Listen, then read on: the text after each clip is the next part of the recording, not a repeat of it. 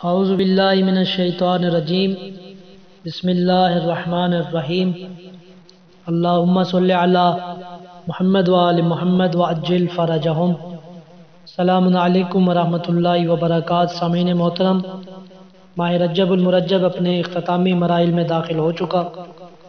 ماہ شعبان المعظم کی آمد ہے۔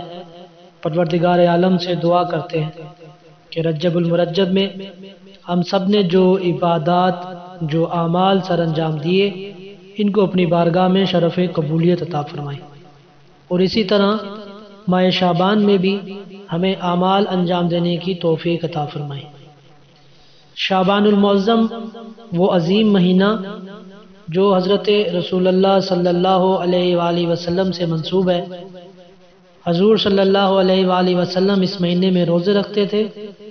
اس مہینے کے روزے کو ماہ رمضان کے روزوں سے متصل فرماتے تھے، ملا دیتے تھے۔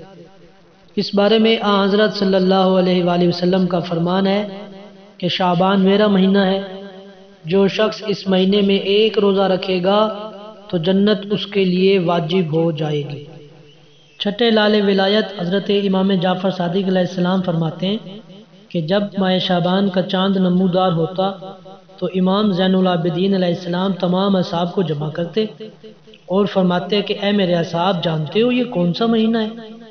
یہ شعبان کا مہینہ ہے۔ رسول اللہ صلی اللہ علیہ وآلہ وسلم فرمایا کرتے تھے کہ یہ شعبان میرا مہینہ ہے، پس اپنے نبی کی محبت اور خدا کی قربت کے لیے اس مہینے میں روزے رکھو۔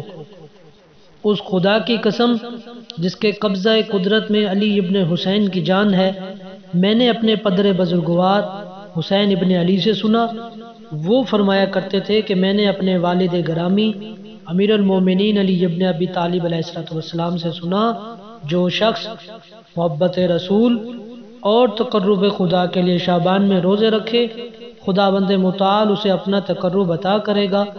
قیامت کے دن اس کو عزت اور احترام ملے گا، جنت اس کے لیے واجب ہو جائے گی۔ شیخ صفوان روایت کرتے ہیں کہ چھٹے لال ولایت امام جعفر صادق علیہ السلام نے فرمایا، اپنے قریبی لوگوں کو ماہ شعبان میں روزہ رکھنے پہ آمادہ کیا کرو۔ میں نے عرض کی، مولا آپ پہ قربان ہو جاؤں، اس میں کوئی فضیلت ہے؟ آپ نے فرمایا ہاں۔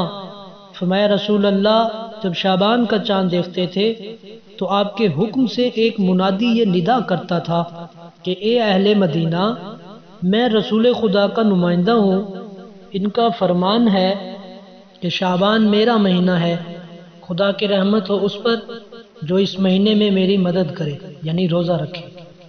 صفوان کہتے ہیں امام صادق علیہ السلام کا ارشاد ہے کہ امیر المومنین فرماتے تھے، جب سے منادی رسول صلی اللہ علیہ وآلہ وسلم نے یہ ندا دی، اس کے بعد شعبان کا روزہ مجھ سے قضا نہیں ہوا۔ جب تک زندگی کا چراغ گل نہیں ہو جاتا یہ روزہ مجھ سے ترک نہیں ہوگا۔ نیز فرمایا شعبان اور رمضان 2 مہینوں کے روزے توبہ اور بخشش کا موجب ہے۔ ماہ شعبان المعظم کی آخری روایت آپ کی خدمت میں عرض کروں۔ اسماعیل بن عبد الخالق روایت کرتے ہیں کہ میں امام صادق علیہ السلام کی خدمت میں تھا، وہاں پہ روزہ شعبان کا ذکر ہوا، روزہ شعبان کے متعلق، تو حضرت نے فرمایا ماہ شعبان کے روزے رکھنے کی بہت زیادہ فضیلت ہے، حتیٰ ناحق خون بہانے والے کو بھی ان روزوں سے فائدہ پہنچ سکتا ہے، وہ بخشا جا سکتا ہے۔ اس عظیم اور شریف مہینے کے چند ایک اعمال ہیں، اس کو انشاءاللہ ہم اپنی آنے والی ویڈیو میں آپ کے سامنے پیش کریں گے۔ اللہم صلی علی محمد وآل محمد وعجل فرجہ۔